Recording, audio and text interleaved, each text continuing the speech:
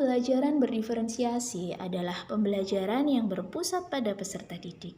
Dengan menggunakan metode ini, diharapkan peserta didik memiliki pengalaman belajar yang lebih bermakna, sehingga lebih mampu untuk memahami materi. Halo, saya Ismaningdiah Kurniawati, mahasiswa PPG dalam jabatan kategori 2 Universitas Negeri Makassar. Pada rencana aksi yang kedua, di siklus yang pertama, saya menggunakan pembelajaran berdiferensiasi proses, yakni berdasarkan kesiapan belajar. Bagaimana saya mengimplementasikan pembelajaran berdiferensiasi di dalam kelas? Mari sit in di kelas saya. Selamat menyaksikan. Bismillahirrahmanirrahim. Assalamualaikum warahmatullahi wabarakatuh. Waalaikumsalam warahmatullahi wabarakatuh. Gimana kondisinya hari ini?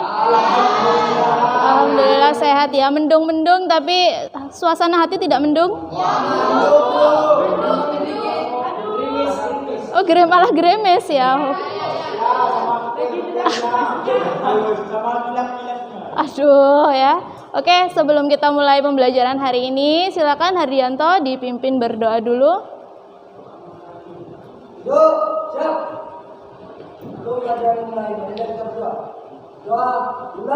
Bismillahirrahmanirrahim.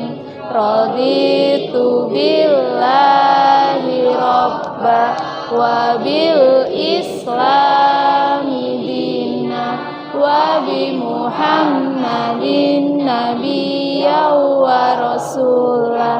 Rabbi zidni ilma warzuqni fahma.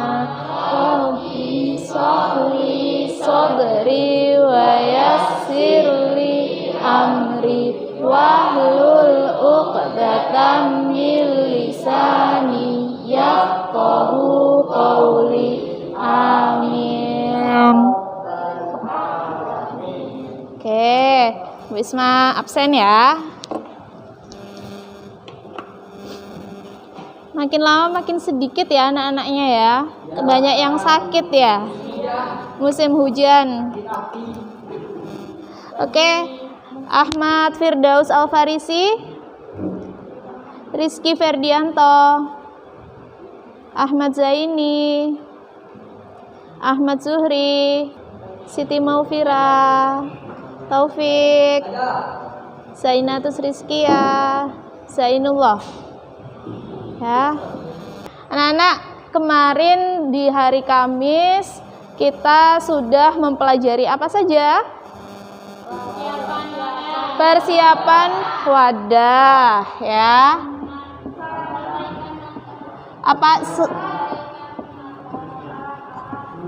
Oke, kemudian apa lagi? Alat-alat apa? Alat-alat penunjang, ya. Sebelum itu semua ya harus kita siapkan dulu apa? Jadi ya masuk ke pembelajaran kita hari ini. Jadi tujuan kita ya pada hari ini yang pertama adalah ya mengetahui instalasi listrik. Nah, ya. Jadi kita hari ini mau belajar tentang bagaimana sih instalasi listrik yang ada di wadah pendadaran atau wadah budidaya. Selain instalasi listrik, juga ada lagi instalasi air. Nah, kalau kalian di sekolah kan kalian sudah airnya tinggal ngambil, ya. Airnya tinggal ngambil. Tapi kalau kita baru memulai kegiatan budidaya, maka harus ada pengadaan air, harus ada instalasi air dan instalasi listrik. Oke. Untuk mengawali kegiatan hari ini, seperti biasa kita pretest. Nah, seperti janjinya Bu Isma di minggu kemarin ya, kita pretestnya ada yang baru. Bu Isma coba ya pakai game ya, semuanya bawa HP. Oke, sip. Iya, mulai start. Silakan dikerjakan.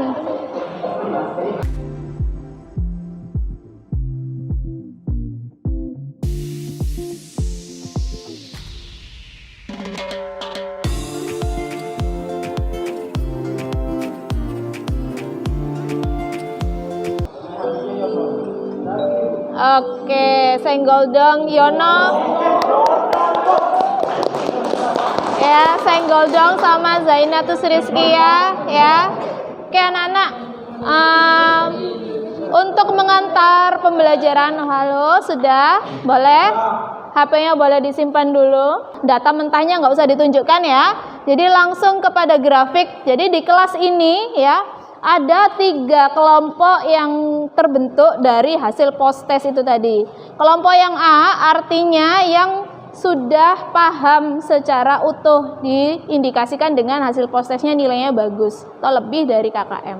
Nah kemudian yang B ya, yang B adalah kelompok yang harus perlu belajar lagi. Begitu juga kelompok C. Kelompok C dan B nanti akan mendapatkan pemahaman atau pendampingan dari kelompok A. Seperti jadi tutor sebaya kayak kemarin. Oke, silakan diperhatikan. Ini enggak Bu Isma jeda ya.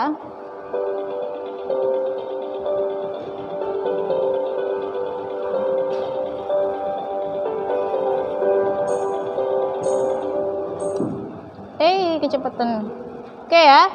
Seperti yang ini tadi Ibu Isma tuliskan, hari ini kita belajar tentang instalasi listrik dan air. Nah, oke. Nih ada bapak-bapak nanya nih, kenapa kok instalasi listrik dan air itu harus ada di wadah pendederan? Kira-kira kenapa? Kenapa kok harus ada instalasi listrik? Kenapa kok harus ada instalasi air di wadah pendederan? Silakan. Kalau nggak ada listrik nggak bisa nyalurkan air. Kelompok A juga harus sharing dan berbagi ke kelompok B dan kelompok C. Itu ya. Oke, kelompok A Bu Isma bagi kelompoknya ya berdasarkan grafik yang tadi sudah Bu Isma tampilkan. Kelompok A ada Fendi, ada Indah. Ya, kemudian kelompok B ada Nesa, ada Putri, dan yang kelompok C ada Zainullah, Hardianto.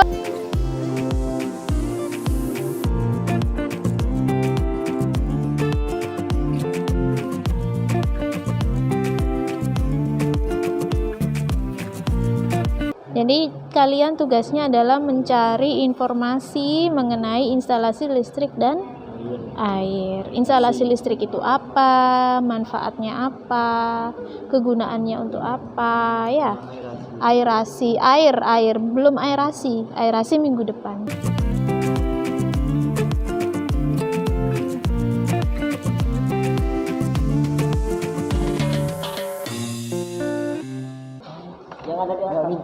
Kincir ya, kalau ditambah itu kan kita biasanya pakai kincir ya, karena apa? Karena luasannya kan kalau dibandingkan sama akuarium kan nggak seberapa ya, berarti pakai menghidupkan itu air laut ya. Setelah ditarik taruh mana itu?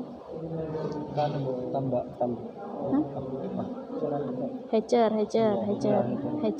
Kerapu-kerapu yang di pinggir-pinggir di Blito itu kolam beton, itu biasanya kita pakai kolam sedimentasi. Nah, kalau ditambak kira-kira air laut yang ditaruh di mana? Sistem difusi udara yang jelas pendapat saya tentang jenis-jenis instalasi listrik itu. Satunya bubbling. Jadi gemlu tuh kayak yang ada di akuarium ya. Jadi tergantung dengan kolamnya. Kalau kolamnya air tenang, kita pakai kincir yang blukutuk pakai yang bubbling ya. Tapi kalau kolam air deras maka pakai yang splash ke atas gitu. Nah, biasanya tambak itu pakai yang ke atas. Ya, nah lanjutkan lagi.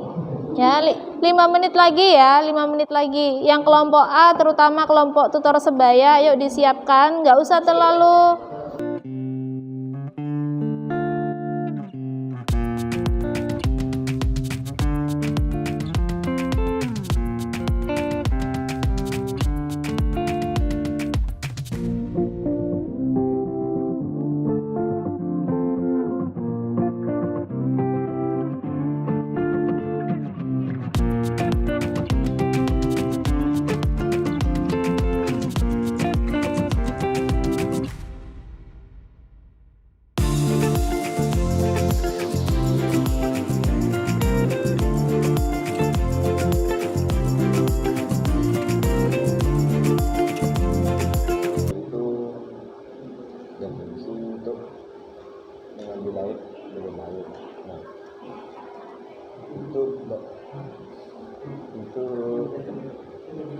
instalasi air itu membutuhkan alat-alat. Yang pertama itu Menetralkan suhu. Oh, berarti kalau di kolam dikasih heater gitu ya Pak ya?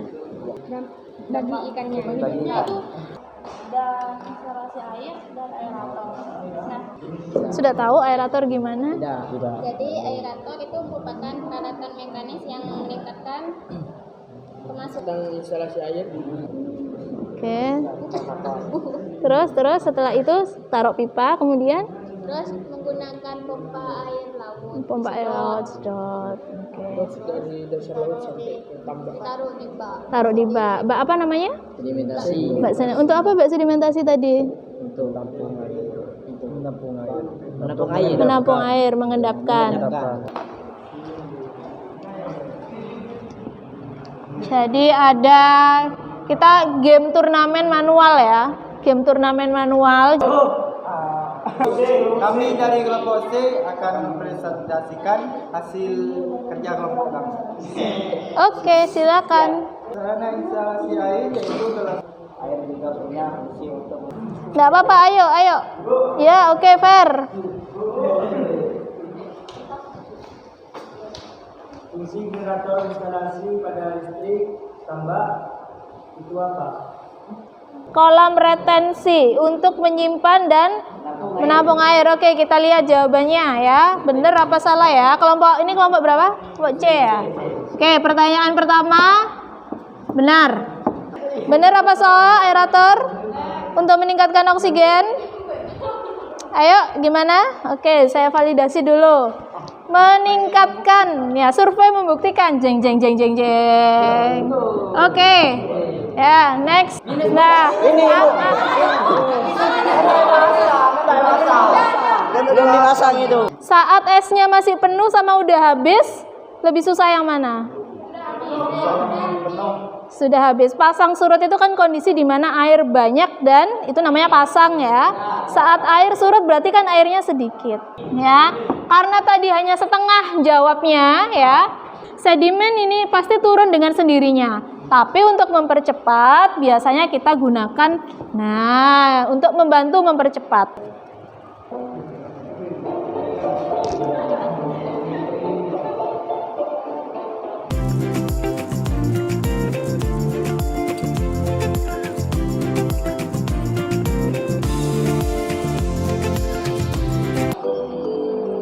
Oke.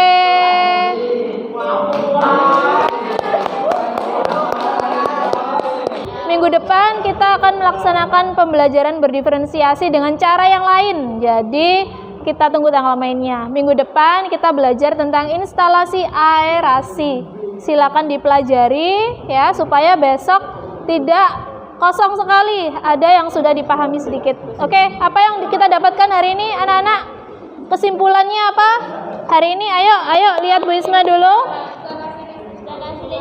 Instalasi listrik fungsinya untuk menghidupkan alat-alat budidaya. menghidupkan alat-alat budidaya. Oke anak-anak, sebelum kita mengakhiri, Bu Isma ingatkan lagi ya, tetap jaga kesehatan karena musim hujan banyak yang sakit ya. Minum suplemen kalau diperlukan ya. Hardianto, boleh silakan dipimpin berdoa. Duduk, siap. Belum mulai kita berdoa. Doa mulai. Doa selesai. Baik anak-anak, terima kasih untuk pembelajaran hari ini. Tetap semangat dan tetap sehat. Kita ketemu di hari Kamis mendatang. Jangan lupa dipelajari apa yang harus dipelajari. Wabillahi taufiq wal hidayah. Wassalamualaikum warahmatullahi wabarakatuh. Waalaikumsalam warahmatullahi wabarakatuh.